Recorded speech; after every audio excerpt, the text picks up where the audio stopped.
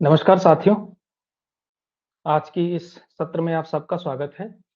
तो दोस्तों, जैसा कि आप सब लोग जानते हैं कि आपका जो उत्तराखंड पब्लिक सर्विस कमीशन के द्वारा प्रवक्ता भर्ती जो आपकी होने वाली है, लेक्चरर के पद पर उसको इसकी अनाउंसमेंट की जा चुकी है, उसका नोटिफ़िकेशन आ चुका है और उम्मीद करता हूँ, आप लोगों ने फॉर्म भी भरा होगा जो-जो इस भर्ती के लिए एलिजिबल थे और जो इच्छुक थे इसके। तो अब आपको तैयारी के क्रम में जो है आगे बढ़ना है क्योंकि अब फॉर्म क्लोज़ हो चुके हैं और अब जो है आपको इसकी तैयारी में जुट जाना है।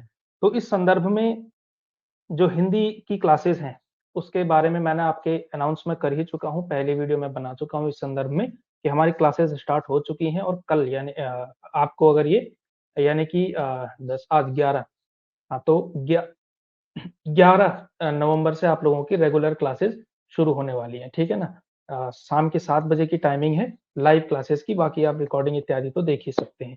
तो इस क्रम में आज जो मैं वीडियो लेकर के आया हूँ, वह है आपकी पुस्तकों की सूची को लेकर के क्योंकि आप लोगों में से बहुत सारे विद्यार्थी चाहते हैं कि हमें जो है बुक की एक लिस्ट बताई जाए सिलेबस के अकॉर्डिंग ताकि हम उसको समय पर अरेंज करके उस हिसाब से जो है अपनी तैयारी को आगे बढ़ा सकें, उसके लिए जो है शुरुआती स्टेप्स उठा सकें। तो सबसे पहले तो आपके लिए ज़रूरी तो यही है कि जब भी आप पुस्तक सूची शुरू करते हैं, मैं तो हमेशा ये बात कहता हूँ कि आपको जो है, जो सबसे इम्पोर्टेंट डॉक्यूमेंट आपके लिए होता है, वो आपके लिए पाठ्यक्रम होता है। तो सबसे पहले आपको यही करना है कि जो सिलेबस है, सिलेबस चाहे स्क्रीनिंग का हो, क्योंकि अभी स्क्रीनिंग की भी परीक्षा होनी है और फिर मेंस की भी परीक्षा होनी है। तो चाहे स्क्रीनिंग हो, चाहे मेंस हो, दोनों का ही पाठ्यक्रम जो है आपको इसका प्रिंट आउट निकाल करके स्क्रीनिंग वाले का भी क्योंकि वो सबके लिए कॉमन है, तो उसका निकाल करके और हिंदी वाले या अपने सब्जेक्ट वाले अपना-अपना जो है, उसका निकाल करके आपको अलग से जो है उसका प्रिंट आउट न रखना है अपने पास। क्योंकि उसको आप बार-बार उस सिलेबस से आपको गो थ्रू करना पड़ेगा, सिलेबस से ही चीज़ें पूछी जाती हैं। ठीक है ना? तो पहली तो वही चीज़ है कि उसको आप निकालिए और उसके अनुसार फिर जो है अपनी बुक लिस्ट आप तैयार कर सकते हैं। ठीक है? तो इसके अलावा दूसरी किताब जो कि सबसे महत्वपूर्ण किताब होती है क्योंकि जो आपका सिलेबस है, सिलेबस का सबसे महत्वपूर्ण हिस्सा आप देखेंगे, वो है आपका हिंदी साहित्य का इतिहास। तो हिंदी साहित्य का इतिहास की बहुत सारी किताबें आती हैं, बहुत सारी गाइड भी आती हैं, जिस पर जो है हिंदी साहित्य के इतिहास से संबंधित तथ्यात्मक जानकारी होती है और कुछ जो है मेन किताबें हैं, रेफरेंस ग्रंथ हैं, जहाँ से आपको जो है ये सारी चीज़ें पढ़नी है। ठीक है? और किसी भी प्रतियोगी परीक्षा के लिए और ये हम बदलते ट्रेंड को देख कर के कह रहे हैं, तो एक किताब तो हमेशा के लिए जो है आपके लिए रहने वाली है, वो सबसे इम्पोर्टेंट किताब है, वो है आपकी हिंदी साहित्य का इतिहास। हिंदी साहित्य का इतिहास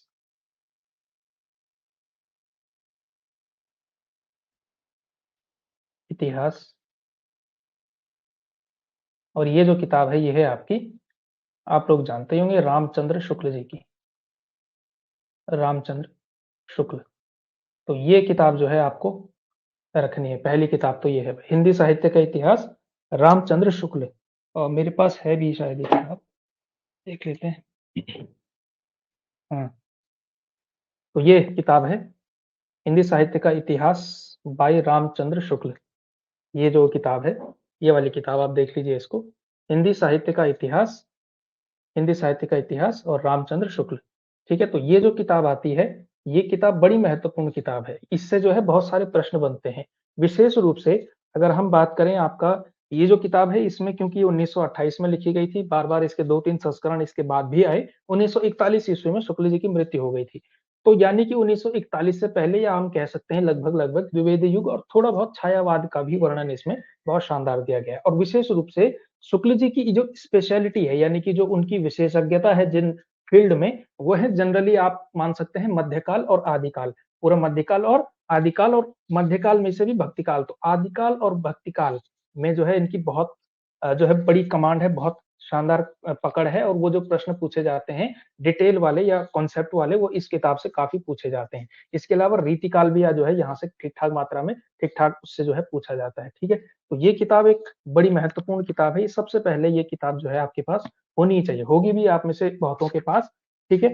तो समस्या इस किताब की केवल एक यही है कि ये थोड़ा-सा आप कह सकते हैं कि बहुत परिष्कृत भाषा में या एक स्तर पर जाकर के क्लिष्ट भाषा में लिखी हुई किताब है। थोड़ा-सा जो है ये थोड़ा-सा क्लिष्ट भाषा में लिखी हुई किताब है। लेकिन मैं उम्मीद करता हूँ क्योंकि आप लोग जो है टीजीटी की नहीं बल्कि पीजीटी के विद्यार्थी हैं और आपने एमए हिंदी में किया हुआ है, तो ये किताब आपने कभी ना कभी जीवन में पढ़ी होगी और नहीं पढ़ी है तो आप इसको पढ़ सकते हैं, मैं आपसे उम्मीद ये कर रहा हूँ। तो भाषा आपकी जो है इसके लिए बाधा नहीं बननी चाहिए फर्स्ट ऑफ ऑल ये किताब, ठीक है? इसके बाद हम डिटेल में अगर आप इसके लगातार वीडियोज़ आते रहेंगे कि किस किताब की अप्रोच क्या होनी चाहिए, कौन-सा हिस्सा पढ़ना है, कौन-सा हिस्सा नहीं पढ़ना है किस किताब का, कहाँ से क्या पढ़ना है, कैसे पढ़ना है, इसके वीडियोज़ लगातार आते रहेंगे। फिलहाल हम पुस्तकों की सूची की बात करें। इसके अलावा अगर हम दूसरी किताब अगर देखें, अगली किताब अगली किताब भी यही हिंदी साहित्य का इतिहास है और ये बदलते ट्रेंड को देखते हुए ये किताब बहुत महत्वपूर्ण हो जाती है और इसके बहुत सारे फ़ायदे भी हैं। ये ऑल इन वन किताब है एक प्रकार की। ये किताब है डॉक्टर नगेंद्र वाली, हिंदी साहित्य का इतिहास डॉक्टर नगेंद्र। डॉक्टर नगेंद्र की लिखी हुई किताब नहीं है बल्कि डॉक्टर नगेंद्र की संपादित किताब है। डॉक्टर नगेंद्र और हरदयाल जी, हरदयाल। डॉक्टर नगेंद्र और डॉक्टर हरदयाल इन दोनों के द्वारा संपादित किताब है, ठीक है? ये किताब है, ये मयूर प्रकाशन से प्रकाशित होती है, मयूर प्रकाशन इसको छापता है, ठीक है? ये किताब है। तो यहाँ से देखिए थोड़ा कैमरे में हाँ, तो हिंदी साहित्य का इतिहास ये जो किताब है ये आप देख सकते हैं। इसके 2 संपादक डॉक्टर नगेंद्र और डॉक्टर हरदयाल, ठीक है ना? डॉक्टर हरदयाल और डॉक्टर नगेंद्र ये किताब इसकी आती है, ठीक है? इस साइड से भी आप देख सकते हैं, मयूर प्रकाशन इसको छापता है, ठीक है? मयूर प्रकाशन से आती है ये किताब हिंदी साहित्य का इतिहास। इस किताब के क्या फ़ायदे हैं? इस किताब के फ़ायदे मैं आपको बताता हूँ, इस पे थोड़ा-सा वीडियो लंबा भी जा सकता है। ठीक है? इस किताब के बारे में इसकी खूबियाँ बहुत सारी हैं और क्योंकि एक-एक करके ऐसे-ऐसे करके पेज दिखाना ठीक नहीं है, इसलिए मैंने इसका पीडीएफ भी आपको जो है शुरू के कुछ पेजेज़ का बना कर के रखा हुआ है, तो वो जो है आपके लिए थोड़ा हेल्पफुल साबित होगा। यही किताब है हिंदी साहित्य के इतिहास, यही वाली किताब ये नगेंद्र वाली, नगेंद्र और हरदयाल वाली। तो इस किताब में आप देखेंगे, ये जो किताब है ये किसी एक व्यक्ति के द्वारा लिखी हुई किताब नहीं है और इस वजह से इसमें बहुत सारे लेखकों का वो चीज़ें आई हुई हैं, तो इस वजह से जो है यहाँ से काफ़ी सारे प्रश्न इस बार पूछे जाते हैं और इसका अगर आप इंडेक्स देखेंगे, इसका अगर आप लेखक मंडल देखेंगे, तो इसके लेखक मंडल में हो सकता है आपको थोड़ा कम दिखाई दे, इसकी क्वालिटी थोड़ा कम है इसकी पीडीएफ की, तो थोड़ा मैं ज़ूम करने की कोशिश करता हूँ, फिर दिखाता हूँ आपको। नहीं भी दिख रहा है वो तो भी आपको बता देता हूँ मैं। इसके फ़ायदे क्या हैं इस किताब को लेने के या इस किताब को पढ़ने के? देखिए, यहाँ आप देख सकते हैं कि हर जो टॉपिक है ना, हर टॉपिक जो है अलग-अलग जो है विद्वान ने लिखा हुआ है। देखिए आप जैसे कि देख सकते हैं हिंदी भाषा उद्भव एवं विकास, उद्भव, विकास और स्वरूप ये वाला जो अध्याय है इसका ये जो इसमें काम किया हुआ है भोलानाथ तिवारी जी ने, ठीक है ना? भोलानाथ तिवारी का लिखा हुआ किताब है। तो इस वजह से आपको भोलानाथ तिवारी की फिर ये वाली किताब लेने की ज़रूरत नहीं है। हिंदी भाषा का इतिहास बाय डॉक्टर भोलानाथ तिवारी। हिंदी भाषा का इतिहास भोलानाथ तिवारी, ये वाणी प्रकाशन से छपती है। तो इसकी जो शुरुआती कुछ-कुछ पेजेज़ हैं, वो जो है इसी में संपादित किया हुआ है। यही मटीरियल है लगभग-लगभग है ना, पूरा का पूरा यही मटीरियल भोलानाथ तिवारी की यही किताब है और इसी का जो मटीरियल है वो इसमें भी आपको मिल जाएगा। नगेंद्र वाली किताब में शुरू का ही जो है भूमिका के जस्ट बाद वाला, ठीक है? तो पहला अध्याय जो हिंदी भाषा वाला है, भाषा स्वरूप और विकास वाला, वो जो है आपको जो है नगेंद्र से ही मिल जाएगा। तो आप कह सकते हैं कि शुक्ल जी तो आपको रखनी है क्योंकि शुक्ल जी से डायरेक्टली सवाल पूछे जाते हैं। ये भी पूछा जाता है कि शुक्ल जी ने ये कब कहा, किसके संदर्भ में कहा, ये वाले सवाल भी और जो तथ्यात्मक है, जो फैक्चुअल चीज़ें पूछी जाती हैं, जो आप गाइड से अक्सर पढ़ते हैं, उसके लिए ज़्यादा अच्छा तरीका है कि आप इस किताब को पढ़ें। ये रेफरेंस ग्रंथ है हिंदी साहित्य का इतिहास by doctor Nagendra and Hardayal. इससे जो है काफ़ी सवाल इस बार पूछे जाते हैं तथ्यात्मक तरीके से। इसका तो इंडेक्स भी बहुत शानदार है, ठीक है? तो इंडेक्स से भी जो है कुछ-कुछ कॉन्सेप्ट तो इंडेक्स से भी क्लियर होते हैं। ठीक है? हिंदी साहित्य की नवीन स्थापनाओं के। तो ये जो है आपके हिंदी साहित्य के इतिहास के लिए 2 किताबें हो गई। वैसे हैं बहुत सारी किताबें, आप लोग जानते हैं कि जैसे ये आपके गणपति चंद्र गुप्त, रामस्वरूप चतुर्वेदी, बच्चन सिंह इन सारे की बहुत सारी किताबें हैं। बच्चन सिंह की किताब है, वो जो है थोड़ा गद्य के लिहाज से आधुनिक गद्य के हिसाब से जो है अच्छी किताब मानी जा सकती है। तो उसको आप देखना चाहें तो देखें, ना देखना चाहें तो ना देखें। वैसे मैं जो जनरली पढ़ाऊँगा इन्हीं किताबों से पढ़ाता हूँ मैं, ठीक है? तो इन्हीं किताबों का मटीरियल मेरे कोर्स में तो आपको मिलने वाला है, ठीक है? वैसे इसके अलावा कई लोग इस किताब को भी लेते हैं हिंदी साहित्य उद्भव एवं विकास, ये हजारी प्रसाद द्विवेदी जी की किताब है, ठीक है? हिंदी साहित्य उद्भव एवं विकास।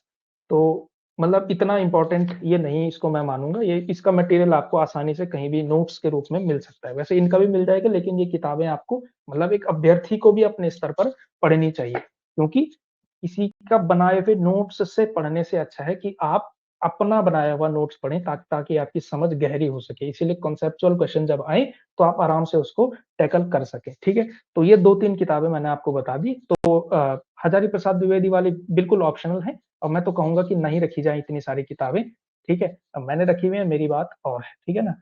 तो लेकिन क्योंकि आप प्रतियोगी परीक्षा की तैयारी कर रहे हैं, तो मैं ये कहूँगा कि एक हिंदी साहित्य का इतिहास रामचंद्र शुक्ल की रख लीजिए और एक नगेंद्र वाली ले लीजिए, या फिर अगर किसी इनमें से कोई एक भी आप लेना चाहें, वैसे तो दोनों ही लेनी चाहिए। तो शुक्ल जी के जो कि देखिए आपको जो है, शुक्ल जी की कुछ-कुछ स्थापनाएँ आपको उसमें भी मिल जाती है गाइड में, और वो गाइड मैं आपको बताऊँगा कि किस गाइड में मिल जाएँगी। तो अगर आपको अभी थोड़ा-सा अगर बजट की समस्याएँ होती हैं, क्योंकि ये किताबें काफ़ी महँगी-महँगी आती हैं, ठीक है? ये किताब 600 की किताब है, इसका प्रिंटेड रेट ₹450 है, शुक्ल जी वाली ₹600 है, तो मतलब काफ़ी महँगी ये किताबें आती हैं, ठीक है? तो इस वजह से जो है, अगर आपको फिलहाल कोई एक किताब लेनी हो, तो मैं कहूँगा कि आप नगेंद्र वाली लीजिए, ठीक है? शुक्ल जी का मैं आपको बताता हूँ कि कहाँ से आप मटीरियल निकाल सकते हैं, जुगाड़ कर सकते हैं, इसकी व्यवस्था की जा सकती है। अगली किताब जो है मैं आपको बताऊँगा, जो कि एक गाइड है, और गाइड जो है बड़ी इम्पोर्टेंट होती है, क्योंकि फैक्ट जो है आपको बहुत अच्छे से आप उसको उसमें मिल जाते हैं, आसानी से मिल जाते हैं, क्योंकि इन किताबों से फैक्ट निकालना कभी-कभी जो है मुश्किल काम होता है। तो इस वजह से जो किताब मैं आपको बता रहा हूँ गाइड के रूप में, गाइड वैसे बहुत सारी होती हैं, अरिहंत की, इसकी, उसकी, घटना चक्र, ये चक्र, वो चक्र, बहुत सारी किताबें आती हैं दुनिया भर की, उसकी कोई कमी नहीं है। हर प्रकाशन से कम 5 गाइडें हिंदी साहित्य की आती होंगी। लेकिन जो किताब मुझे बहुत शानदार लगी, अच्छी लगी और बहुत मतलब अच्छे से ऑर्गनाइज़्ड किया हुआ लगा, तथ्य को रटने में दिक्कत ना हुई नहीं होती जिस किताब को, वो आपकी यूजीसी नेट की एक किताब है, यूजीसी नेट जेआरएफ हिंदी की। ये छपती है आपकी दृष्टि पब्लिकेशन से। दृष्टि आईएएस, जो कि एक बड़ा संस्थान है यूपीएससी की दुनिया का, वही जो है एक किताब छापता है, दृष्टि द विजन की आती है नेट जेआरएफ सीरीज में। अ, ये वो गाइड है, ये पुरानी गाइड है काफ़ी, मेरे पास पुराना वाला संस्करण है, इसका लेटेस्ट वाला जो है आपको प्रिंट इत्यादि मिल जाएगा। ये वो किताब है, ठीक है? तो गाइड के रूप में मैं रिकमेंड करता हूँ ये वाली गाइड, ठीक है? हाँ, ये वाली गाइड, क्योंकि ये जो है अच्छी है, मैं ऑर्गनाइज़ तरीके से लिखी हुई किताब है, और ये क्योंकि यूजीसी नेट के उससे है, तो लेवल की भी चिंता आप नहीं करेंगे, फिर स्तर की भी चिंता नहीं करेंगे, और गलतियाँ बहुत कम हैं, और मुझे लगता है कि नए संस्करण में, तो अब लेटेस्ट संस्करण में इन्होंने वो गलतियाँ भी सुधार दी होंगी। बहुत कम गलतियाँ हैं, 1-2 मैंने देखी हैं, बहुत छोटी-छोटी, ठीक है? वो बहुत माइन्यूट स्तर पे देखने को, वरना काफ़ी प्रामाणिक एक गाइड आपको मानी जा सकती है, ये अच्छी गाइड है, ठीक है? और जो मैं कह रहा था आपको कि हिंदी साहित्य का इतिहास जो रामचंद्र शुक्ल वाला है, उसका मटेरियल आप कहाँ से पढ़ सकते हैं? तो आदिकाल, भक्तिकाल, रीतिकाल, उमले, यानी कि जहाँ-जहाँ तक इसमें लिखा हुआ है, शुक्ल जी ने जहाँ-जहाँ तक मटेरियल लिखा हुआ है, वो जो है काफ़ी हद तक उसके जो इम्पोर्टेंट कथन हैं, इम्पोर्टेंट कोट्स हैं, वो इसी गाइड में आपको मिल जाएँगे। इस गाइड में दिए हुए हैं काफ़ी हद तक। अगर जैसे आप आदिकाल देखें, अ, हाँ, ये रहा। तो जैसे आप इस किताब का आदिकाल मैं निकाल कर के दे दे दिखाता हूँ आपको। शायद उतने अच्छे से नहीं दिख पाएगा, लेकिन आइडिया के लिए। जैसे ये आदिकाल शुरू होता है, तो आदिकाल के फैक्ट रखने से पहले, आदिकाल संबंधी प्रमुख तथ्य ये सब, ये पुष्पदंत, स्वयंभू, धनपाल इत्यादि, जैन मत, रासोस, इसका सारा जो है ये फैक्ट शुरू होने से पहले इन्होंने क्या दिया हुआ है कि आदिकाल के बारे में शुक्ल जी ने जो-जो लिखा, आचार्य रामचंद्र शुक्ल कृत हिंदी साहित्य का इतिहास से, इस किताब से, यानी कि जो वो किताब मैंने आपको दिखाई, उस किताब के इम्पोर्टेंट पॉइंट भी इसमें दिए हुए हैं। तो वहाँ से जो है आप निकाल सकते हैं। तो फिलहाल अगर आपके पास बजट का इश्यू है, वो समस्या है कि आप बहुत सारी किताबें एक साथ नहीं ले सकते, थोड़ा समस्या चल रही है, तो आप ये कर सकते हैं कि एक नगेंद्र की किताब लीजिए और एक गाइड लीजिए आप, यूजीसी नेट जेआरएफ दृष्टि हिंदी साहित्य वाली किताब, ठीक है? लेटेस्ट वाला संस्करण आप देखिएगा, 2023, 2024 में छपा हुआ, ताकि लेटेस्ट संस्करण में क्या होता है कि उसमें जो है गलतियाँ नहीं होती हैं। पीछे कई बार एक आध फैक्चुअल मिस्टेक या मिसप्रिंट इत्यादि को जो है बाद में ठीक कर दिया जाता है, वो थोड़ा अपग्रेड भी होती है नए पैटर्न के अनुसार। ये वाली है, ये शायद 2021-22 में ली हुई किताब है, ठीक है? तो थोड़ा पुरानी हो गई, लेकिन आप जो है नया वाला लीजिए, ठीक है? लेटेस्ट वाला आपको अमेज़न इत्यादि पर मिल जाएगा, वरना जो है आप कहीं से मँगा सकते हैं। कोई अगर आप बहुत रूरल एरिया में रहते हैं, तो किसी की सहायता से आप जो है उस किताब को मँगा सकते हैं, ठीक है? माना कोई देहरादून में रहता है, देहरादून में आराम से मिल जाएगी, वहाँ से आप मँगवा लीजिए, कोई कहीं रहता है, तो इस तरह से जो है आप इसकी व्यवस्था कर सकते हैं, ठीक है? तो ये 2 किताबें अभी के लिए जो है आपको रखनी चाहिए। इसके अलावा भी काफ़ी सारी किताबें, ऐसा नहीं है कि यही रह गया, मैं पूरा मटेरियल आपको बताऊँगा कि कहाँ से आपको क्या लेना है। तो ये बात रह गई आपकी जो हिंदी साहित्य का जो पोर्शन है, पूरा का पूरा साहित्य वाला पोर्शन, वो जो है आप इससे जो है फिलहाल काम कर सकते हैं। ठीक है? साहित्य वाला जो है आपके लिए कवर हो जाएगा पूरा का पूरा। ठीक है? लगभग-लगभग जो भी आपके सिलेबस में है, वो सारा का सारा। इसीलिए कह रहा हूँ पहले सिलेबस निकालिएगा, उसके हिसाब से मैच करके देखेंगे, सारा मटेरियल आपको मिल जाएगा। केवल गाइड आपको कभी नहीं पढ़नी चाहिए, क्योंकि केवल गाइड से फिर जो है मामला ठीक नहीं बनता है। केवल वो फैक्ट याद रहते हैं और आप देखिएगा जितने फैक्ट आपको याद होंगे ना, उससे आप किसी दूसरे तैयारी करने वाले से मिलेंगे, उसको आपसे 2 फैक्ट ज़्यादा ही याद होंगे। ठीक है? इसलिए फैक्ट जो है नहीं परीक्षा क्लियर कराने का साधन नहीं है, ठीक है? इसलिए केवल और केवल गाइड से तो काम नहीं चलेगा कि आपको कॉन्सेप्चुअली पढ़ना पड़ेगा और ये तब भी मैं आपको कह रहा हूँ क्योंकि अभी आपके पास पढ़ने का समय है, तैयारी का पर्याप्त समय है। स्क्रीनिंग की परीक्षा अभी होनी है, उसकी भी तैयारी के साथ-साथ आप थोड़ा-थोड़ा करके नगेंद्र की किताब से थोड़ा-थोड़ा करके फैक्चुअल नोट्स आप बनाते रह सकते हैं। अगला जो हिस्सा आपके सिलेबस का है, वो है आपका काव्य शास्त्र का हिस्सा।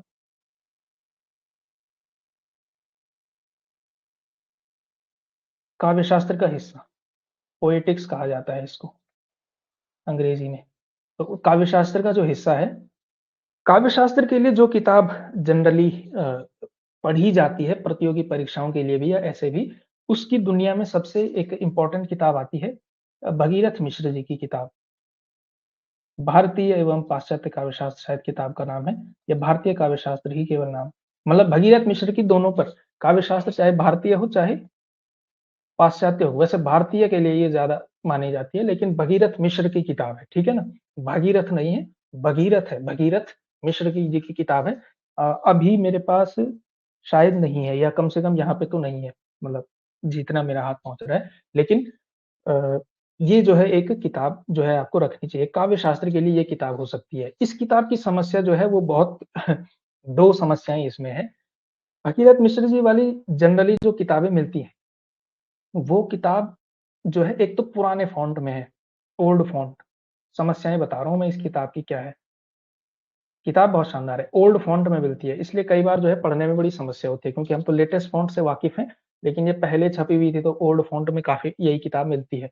लेकिन साथ ही साथ इसकी दूसरी समस्या ये है इसकी इसकी भाषा है, इसकी भाषा थोड़ा-सा कठिन प्रकार की है और तीसरी चीज़ ये है कि प्रतियोगी परीक्षाओं के लिए ये इसको ऑर्गेनाइज़ करना पड़ता है। तो अगर कोई एकदम नया विद्यार्थी होगा, फ्रेश विद्यार्थी होगा, काव्य शास्त्र की कम जानकारी वाला होगा, तो उसके लिए जो है थोड़ा-सा मतलब सिंक कर पाना मुश्किल है कि एक अध्याय का जो है एक हिस्सा आपको कहीं दूसरी जगह कनेक्ट करके मिलेगा। तो वहाँ से जो है थोड़ा-सा उसको वो जो उसको पढ़ने का एक टेक्नीक है भगीरथ मिश्र की किताब को पढ़ने का, तो उसमें थोड़ा-सा समस्या मुझे लगता है कि आती है। ठीक है? मुझे भी शुरू में आई थी, आपको भी आ सकती है। ठीक है? इसके लिए मैं कह सकता हूँ कि ये दृष्टि वाली गाइड है, अगेन दृष्टि वाली गाइड, इसमें जो है भारतीय एवं पाश्चात्य काव्य शास्त्र बहुत अच्छे से दिया हुआ है। तो यहाँ से जो है आप थोड़ी बहुत मदद ले सकते हैं। इसके अलावा काव्य शास्त्र की काफ़ी सारी किताबें आती हैं, बहुत सारी किताबें आती हैं। तो अभी तो मुझे ऐसे ध्यान आ नहीं रही कोई एक किताब, वैसे आती बहुत सारी किताबें हैं, बहुत अच्छी-अच्छी किताबें आती हैं। लेकिन भगीरथ मिश्र की ही किताब के बेस पर वो चीज़ें बनाई जाती हैं, लेकिन दृष्टि की किताब में भी बहुत अच्छा है, क्योंकि जो आपका सिलेबस है भारतीय काव्य शास्त्र तो पूरा का पूरा दिया हुआ है, लेकिन काव्य शास्त्र के कुछ-कुछ हिस्से दिए हुए हैं, कुछ-कुछ हिस्से मतलब बहुत ही कम है, अरस्तू है, प्लेटो है मार्क्स भी शायद नहीं है, कुछ-कुछ ही है, 4-5 ही काव्य शास्त्र ही उसमें हैं, तो उन्हीं को जो है आपको तैयार करना है पाश्चात्य में। भारतीय आपको अच्छे से तैयार करना है, तो यहाँ जो है आपको इसमें जो इसी में आपको वो चीज़ मिल जाएगी, भारतीय एवं पाश्चात्य काव्य शास्त्र करने के लिए, ठीक है? तो ये जो है आपको प्राप्त हो सकता है। अ, इसके अलावा क्या है उसमें हिस्सा? संस्कृत का व्याकरण है, तो संस्कृत व्याकरण के लिए कोई एक स्पेसिफिक ऐसी कुछ चीज़ है नहीं कि वो जो है वहीं से आपको पढ़नी है। कुछ धातु रूप इत्यादि जो हैं वो आपको अपने स्तर पे तैयार करने हैं, वो कहीं भी आपको उसका मटेरियल मिल सकता है। जो व्याकरण के प्रश्न हैं, व्याकरण को मजबूत करने के लिए कोई-सी भी एक किताब हो सकती है, व्याकरण। तो व्याकरण कोई ऐसा विषय नहीं है कि इसके लिए कोई एक किताब हो, काफ़ी मटेरियल मिल जाता है इसका, ठीक है? व्याकरण के लिए जो है आपको जो करने की ज़रूरत है, वो प्रैक्टिस की ज़रूरत है, अभ्यास की ज़रूरत होती है, ठीक है? और अभ्यास के साथ ही व्याकरण को आपको करना है। अभ्यास आप यूट्यूब के तमाम वीडियो से कर सकते हैं, हज़ारों टीचर हैं जो व्याकरण आपको पढ़ाते हैं। केवल यूकेपीएससी की जो सामान्य हिंदी पूछी जाती है, उन्हीं का व्याकरण आप कई बार एनालाइज़ कर सकते हैं, इस तरह से भी किया जा सकता है, ठीक है? तो ये भी एक तरीका हो सकता है। इसके अलावा जो आपका कुछ-कुछ हिस्से छूट जाते हैं, जैसे प्रयोजन मूलक हिंदी। अब ये प्रयोजन मूलक हिंदी ये जो है, इसके लिए मेरे विचार से आपको किसी भी यूनिवर्सिटी का एमए का, हर यूनिवर्सिटी का लगभग सेम ही सिलेबस होता है। एमए हिंदी का प्रयोजन मूलक हिंदी वाला जो पेपर होता है उसका सिलेबस देख लीजिए। चाहे आप गढ़वाल यूनिवर्सिटी का देखना चाहें, किसी भी यूनिवर्सिटी का देखना चाहें, तो गढ़वाल यूनिवर्सिटी, श्रीदेव सुमन, 1-2 का और दिख रही है जहाँ प्रयोजन मूलक हिंदी पढ़ाई जाती है। तो प्रयोजन मूलक हिंदी एमए का सिलेबस आप देखेंगे उसको, तो एक-एक टॉपिक को जो है आप कहीं से भी कवर कर सकते हैं। वो आसान चीज़ है, उसमें कोई ऐसा करने योग्य नहीं है कि उसमें जो है आपको कोई बहुत ज़्यादा समस्या उसमें आए। ठीक है? तो ये चीज़ जो है आपको एक और चीज़ ध्यान रखनी है। और इसके अलावा क्या रह गया? मुझे लगता है सारे हिस्से हमने कवर कर लिए, व्याकरण भी हो ही चुका है, ये प्रैक्टिस आपको वहीं से करनी पड़ेगी। दुनिया भर का मटेरियल मिल जाता है, ठीक है? प्रैक्टिस इत्यादि सब कुछ हो जाता है, ठीक है? इसके अलावा एक, अगर ये तो अभी नहीं, अभी तो ये किताब आपको नहीं लेनी है, वैसे तो अभी आपको बता दिया कि दोनों शुरू में क्या लेना है। लेकिन बाद के लिए जो किताब आपके लिए अच्छी साबित हो सकती है, ये एक किताब है, किताब नहीं बल्कि ये एक क्वेश्चन बैंक का की सीरीज़ है। ये वो किताब है। ये है आपकी यूथ कॉम्पिटिशन की आती है, ये आपकी यूथ कॉम्पिटिशन टाइम्स, हिंदी अध्यायवार सॉल्व्ड पेपर्स। अब इसमें जितने भी पेपर जो है हिंदी साहित्य के हुए हैं, किसी भी राज्य में यूजीसी नेट हो, मध्य प्रदेश, राजस्थान, बिहार, उत्तर प्रदेश, हिमाचल प्रदेश, हरियाणा, उत्तराखंड, है ना? जहाँ भी कहीं छत्तीसगढ़, झारखंड, जहाँ-जहाँ हिंदी साहित्य का पेपर हुआ होगा, ये सारे के सारे पेपर का कंपाइलेशन है। TGT, PGT, assistant professor, UGC net, set सबका, ठीक है? इसमें जो है आपको कंपाइलेशन मिल जाएगा। तो ये किताब अभी आपके काम की उतनी नहीं है, ये किताब आपको तब करनी है जब आपकी परीक्षा नज़दीक होगी। ये पेपर से 2 महीने पहले क्वेश्चन सॉल्व करने की प्रैक्टिस करने का काम है, ठीक है? तो ये इसको आप बहुत बाद में जो है इसकी सहायता आप लेंगे, ठीक है? तो फिलहाल आपको क्या करना है, नगेंद्र की किताब पढ़नी है और दृष्टि की गाइड लेनी है, दृष्टि की गाइड से जो है आप पढ़ सकते हैं। अच्छा, इसका मतलब ये नहीं है कि मैं, अगर आपको कोई और गाइड इससे अच्छी मिलती है, तो आप उससे भी पढ़ सकते हैं, ठीक है? मैं तो अपने हिसाब से बता रहा हूँ क्योंकि मैंने गाइडों का सहारा बहुत कम लिया है, मैंने गाइडें बहुत कम पढ़ी हैं, यही एक देखी है। इसके अलावा थोड़ा एक अ, कुछ पुनीत सिंह या पुनीत शर्मा ऐसी एक किताब आती है, वो क्वेश्चन के फॉर्म में आती है गाइड, ठीक है? तो वो भी कुछ खास है नहीं क्योंकि उसमें फैक्ट भी इधर के उधर हैं। मतलब जैसे अगर आधुनिक काल आ रहा है, तो आधुनिक काल में पहला क्वेश्चन द्विवेदी युग का होगा, दूसरा क्वेश्चन नई कविता का होगा, तीसरा क्वेश्चन छायावाद का होगा, कोई क्रम उसमें नहीं है। तो वो किताब तो नहीं, कई लोग जो है एक ये किताब को भी रिकमेंड करते हैं, गाइड की अगर मैं बात करूँ, लेकिन ये किताब फिर बहुत इनकम्प्लीट सी किताब लगती है मुझे। वस्तुनिष्ठ इतिहास बाय गोविंद पांडे, सरस्वती पांडे, ठीक है? और ये किताब जो है लोगों को बड़ी अच्छी लगती है, वो पतली-सी है, छोटी-सी है ऐसा लगता है, इसी में सारा जो है हिंदी का समस्त वाङ्मय इन्होंने निचोड़ करके रख दिया है, लेकिन ऐसा है नहीं। ये किताब इनकम्प्लीट लगती है मुझे, फैक्चुअल गलतियों के साथ लगती है और इसको पढ़ना भी कठिन है, क्योंकि फैक्ट ही फैक्ट इसमें इस तरह से दिए गए हैं, ठीक है? तो मुझे लगता है कंपैरेटिव स्टडी अगर हम की करें, तो मुझे तो दृष्टि की ठीक लगती है, ठीक है?